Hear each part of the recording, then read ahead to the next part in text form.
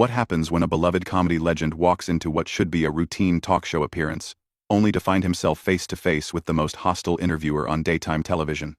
What you're about to witness is the moment Joy Behar's trademark arrogance finally met its match, and the explosive confrontation that followed will leave you speechless. This is the interview that ended with Joy Behar storming off her own show, but the build-up to that moment is even more shocking than you think.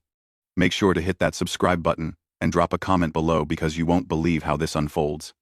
The View's studio buzzed with its usual pre-show energy as Adam Sandler settled into the guest chair, his familiar easy smile warming the room. The audience seemed genuinely excited to see the comedy icon, their applause enthusiastic and genuine. But as the cameras rolled and the red recording light flickered on, something in Joy Behar's demeanor immediately set a different tone. "So Adam," Joy began, her voice carrying that sharp edge viewers knew all too well, "I have to ask about your latest movie. I mean, really? Another juvenile comedy? At your age, don't you think it's time to grow up and make something with actual substance?" Adam's smile faltered slightly, but he maintained his composure. "Well, Joy, I make movies that make people laugh. I think in times like these, people need something to smile about. You know? Comedy has always been about bringing joy to folks who might be having a tough day." "Joy to folks," Joy repeated mockingly, emphasizing his choice of words. "That's interesting, coming from someone whose idea of humor is fart jokes and putting on funny voices. I mean, when was the last time you made a movie that actually said something meaningful about the world we live in?" The other hosts shifted uncomfortably in their seats. Whoopi tried to interject with a diplomatic comment, but Joy bulldozed right over her. "No, I'm serious," Joy continued, her voice rising slightly. "We have real problems in this country, Adam. Climate change, political division, social justice issues, and here you are making millions off the most basic, lowest common denominator entertainment. Don't you feel any responsibility to use your platform for something more important?" Adam took a measured breath, his famous laid-back demeanor still intact but showing the first signs of strain. "Look, Joy, I understand you have strong feelings about this, but I think you're selling both comedy and audiences short. When a kid laughs at one of my movies, when a parent gets to forget their stress for an hour and laugh with their family, that matters. That's meaningful." "Oh, please," Joy scoffed, actually rolling her eyes on camera. "That's just Hollywood spin. You're making mindless content that dumbs down society. Kids should be learning about important issues, not wasting their time on your infantile humor." The tension in the studio was becoming palpable. Even the production crew behind the cameras looked uncomfortable as Joy's attack continued relentlessly. "And another thing."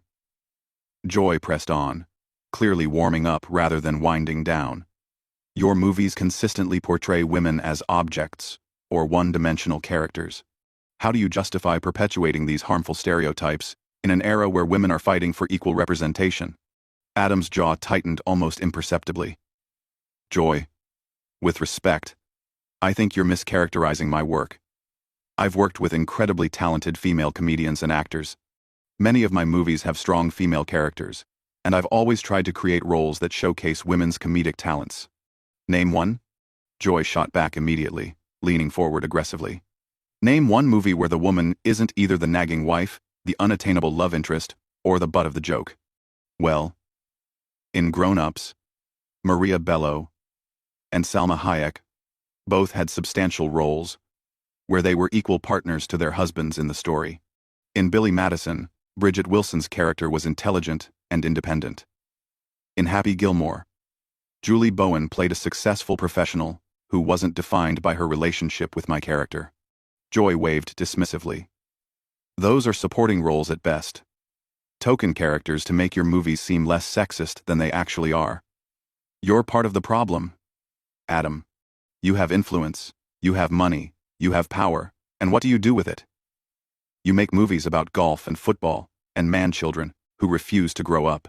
The audience was beginning to murmur, some clearly uncomfortable with Joy's increasingly hostile tone. Adam glanced briefly at the other hosts, perhaps hoping for some intervention, but they seemed frozen by the intensity of Joy's attack. "I think," Adam said carefully, "that entertainment and activism can coexist without one invalidating the other. My job is to entertain people, and I take that seriously. But that doesn't mean I don't care about important issues, or that I'm somehow damaging society by making people laugh. Your job, Joy interrupted, is whatever you choose it to be. And you've chosen to be part of a system that keeps people distracted from real problems while making yourself rich in the process. That's not entertainment, Adam. That's exploitation. The words hung in the air like a challenge, and for the first time since the interview began, Adam Sandler's famous smile completely disappeared. Something had shifted in his expression, a hardening around the eyes that suggested Joy Behar had finally pushed too far. You know what, Joy? Adam said quietly, his voice carrying a weight that made everyone in the studio lean in slightly. I think we need to talk about exploitation. The studio fell silent as Adam's words registered. Joy's confident smirk wavered for just a moment, sensing that the dynamic was about to change completely. Exploitation, Adam repeated, his voice steady but carrying an unmistakable edge. Since you want to talk about using platforms responsibly, let's examine your track record, Joy. You sit here every day on national television, claiming to speak for women and marginalized communities. But what do you actually do, besides tear people down? Joy's eyes narrowed. Excuse me? I've been fighting for progressive causes longer than you've been making movies. Adam, I don't need a lecture from someone who thinks putting on a dress for cheap laughs is peak comedy. There it is, Adam said, leaning back in his chair with a knowing look. The condescension. The assumption that you're morally superior to everyone else in the room. You want to talk about harmful representation? Let's talk about how you've spent years representing liberal women as angry, bitter, and judgmental. The other hosts exchanged alarmed glances. This had gone far beyond a typical heated discussion into genuinely dangerous territory. How dare you? Joy snapped, her voice rising to a level that made the studio audience visibly uncomfortable. I represent real women, with real concerns about the direction of this country. Not everyone has the luxury of making jokes while the world burns around them. Real women, Adam repeated thoughtfully. Tell me, Joy, when was the last time you actually listened to what real women want? Because in my experience, most women, like most people, appreciate being able to laugh. They appreciate entertainment that doesn't lecture them or make them feel guilty for enjoying themselves. That's because they've been conditioned by a patriarchal society to accept substandard content. Joy shot back. It's internalized misogyny, Adam. These women deserve better than the garbage you're feeding them. Adam shook his head slowly. Do you hear yourself? You just dismissed the opinions and choices of millions of women because they don't align with your worldview. You're literally saying that women who enjoy my movies are too stupid or too brainwashed to know what's good for them. How is that empowering? I'm saying they deserve content that challenges them intellectually rather than pandering to the lowest common denominator, Joy replied, but there was a defensive note creeping into her voice. No. You're saying you know better than they do about what they should want, what they should enjoy, what they should think. That's not feminism, Joy. That's elitism disguised as activism. The audience was completely silent now, sensing that they were witnessing something unprecedented. Joy Behar, known for her quick wit and sharp tongue, seemed to be struggling to maintain her usual dominance. I think, Whoopi finally attempted to interject, maybe we should move on to discussing Adam's upcoming projects and give everyone a chance to cool down. No, Joy said sharply, turning briefly to glare at her co-host before refocusing on Adam. I want to hear more about how the man who made Jack and Jill thinks he understands feminism better than a woman who's been in this business for decades. Adam smiled then. But it wasn't his usual warm, goofy grin. It was something sharper, more calculated. Since you brought up Jack and Jill, let's talk about that. You're right, it wasn't my best work. It was silly. It was over the top. It was exactly what you'd expect from an Adam Sandler movie. But you know what it wasn't? It wasn't mean-spirited. It didn't mock people for their appearance, their beliefs, or their backgrounds. It didn't punch down at anyone. It was 2 hours of a man in drag making offensive jokes, Joy countered. And you've spent the last 20 minutes making offensive comments about my career, my character, and my fans. The difference is, my movie was clearly labeled as comedy. Your behavior is being passed off as journalism. Joy's face was beginning to flush with anger. Don't you dare compare your Hollywood nonsense to legitimate political discourse. I'm holding you accountable for your impact on society. No, you're grandstanding, Adam replied calmly. You're using me as a prop in your ongoing performance as the moral authority of daytime television. You don't actually care about my movies or their impact. You care about demonstrating your intellectual superiority to your audience. That is absolutely ridiculous, Joy sputtered. But her usual composure was clearly cracking. Is it? Then tell me, Joy. What specific scenes in my movies do you find most problematic? Quote me some dialogue that you think is harmful. Give me concrete examples of how my work has damaged society. Joy opened her mouth to respond, then closed it, clearly caught off guard by the direct challenge. You can't, can you? Adam continued. Because you haven't actually watched my movies. You're critiquing an idea of what you think my movies are based on cultural assumptions, and maybe some clips you've seen online. You're literally judging work you haven't experienced firsthand. I don't need to watch every Adam Sandler movie to understand their cultural impact, Joy said, but her voice had lost much of its earlier venom. Actually, if you're going to publicly attack someone's work on national television, yeah, you kind of do. That's called intellectual honesty, Joy. It's the difference between legitimate criticism and character assassination. The tension had shifted dramatically. Where Joy had started the interview as the aggressive prosecutor, she now found herself on the defensive, struggling to maintain her position against Adam's increasingly pointed responses. You know what your real problem is with me? Adam asked, his voice growing quieter but somehow more intense. It's not my movies. It's that I'm successful making content that doesn't fit your narrow definition of worthwhile art. It threatens your narrative that entertainment has to be either politically correct or culturally irrelevant. Joy's hands were visibly trembling now, whether from anger or something else entirely. My problem with you is that you waste talent and opportunity, while real artists struggle to get their meaningful work seen. And there it is, Adam said with a sad shake of his head. The real Joy Behar worldview. Success without your approval is illegitimate. Joy without your permission is wasteful. You've appointed yourself the gatekeeper of what entertainment should be, and anyone who succeeds outside your parameters must be torn down. Joy's eyes flashed with something dangerous as Adam's words hit their mark. The careful veneer of television professionalism she'd maintained for decades was crumbling in real time. You think you're so clever, don't you? She said, her voice now carrying a bitter edge that made everyone in the studio uncomfortable. Coming in here with your fake, humble act, pretending to be just a regular guy who wants to make people laugh. But I see right through it. Adam. What exactly do you see, Joy? Adam asked, genuinely curious now about where she was heading.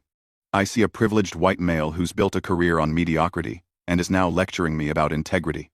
You've coasted on nepotism and industry connections, while actual talented people, women, people of color, have been shut out. And you have the audacity to sit there and act like you've earned your success through merit. The accusation hung in the air like a toxic cloud. Even the other hosts looked shocked at how personal and ugly Joy's attack had become. Adam's expression hardened completely. Joy, I think you need to be very careful about what you say next. You're making accusations about my character and my career that are not only false, but potentially damaging. Oh. Am I making you uncomfortable? Joy sneered. Good. Maybe you'll think twice before coming on national television and attacking women who actually care about making a difference in the world. I haven't attacked you, Joy. I've responded to your attacks on me with facts and observations about your behavior. But if you want to make this personal, let's talk about your career. Let's talk about how you've built your brand on being the angry liberal woman who tears people down for not meeting your impossible standards. How dare you, Joy spat, her face now noticeably red. I have spent my entire career fighting for progressive values, for women's rights, for social justice. What have you done besides make money off juvenile humor? I've made millions of people happy, Adam replied simply. I've given families something to enjoy together. I've provided work for hundreds of actors, writers, and crew members. I've donated quietly to charities without making it part of my public image. But most importantly, I've never used my platform to personally destroy people who disagree with me. You're destroying society with your mindless content, Joy shot back. But her voice was becoming shrill now. Desperate. No, Joy. You're destroying discourse with your toxic approach to disagreement. You can't handle the fact that someone just challenged your behavior, so you're escalating to personal attacks and unfounded accusations. This is exactly why people are tired of this kind of politics. Joy stood up abruptly from her chair, her movement so sudden that it startled the entire panel. I don't have to sit here and be lectured by someone who thinks Saturday Night Live reject sketches are high art. Nobody's making you stay, Adam said quietly, but his words carried clearly through the studio's sudden silence. What did you just say to me? Joy demanded, her voice rising to a near shout. I said nobody's making you stay. You're choosing to be here, just like you're choosing to behave this way. You're choosing to attack me personally, because you can't defend your position intellectually. You arrogant piece of trash, Joy exploded, completely losing control now. Who do you think you are coming into my house and disrespecting me like this? The audience gasped audibly. Sunny Hostin covered her mouth in shock. Sarah Haynes looked like she wanted to disappear into her chair.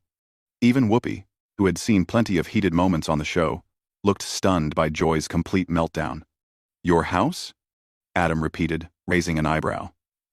This is a television studio. Joy, not your personal kingdom. And respect is earned through behavior, not demanded through position. That's it, Joy screamed, her voice cracking with rage. I'm done with this. I'm done with you.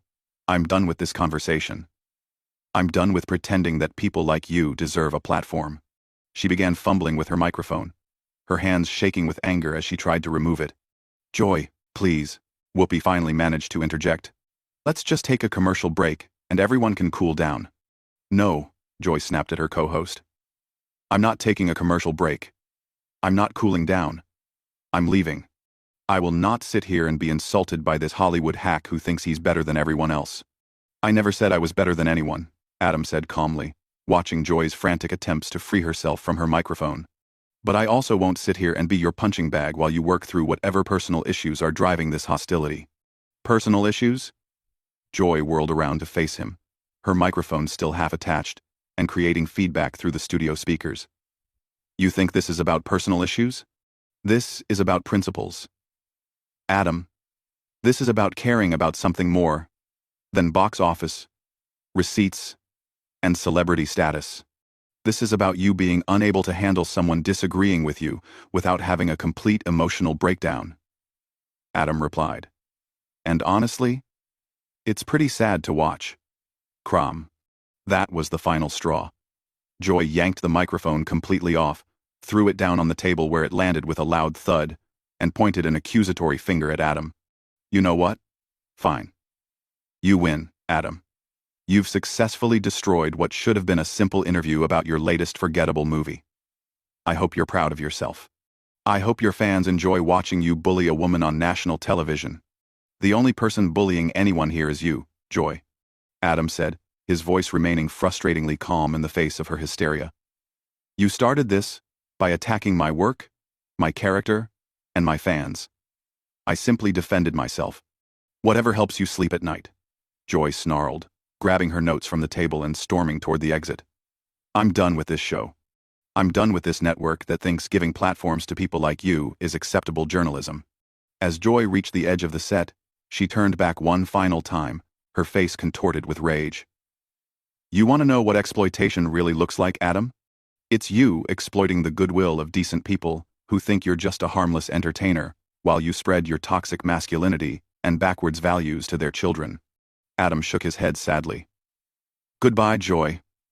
I hope you find whatever you're really looking for, because it clearly isn't in this studio. With that, Joy Behar stormed off the set of The View, leaving behind a stunned studio, a traumatized panel of co-hosts, and an audience that had just witnessed one of the most shocking meltdowns in daytime television history. The camera lingered on Adam Sandler, who sat quietly in his chair, looking more disappointed than victorious, as the reality of what had just happened settled over everyone in the room.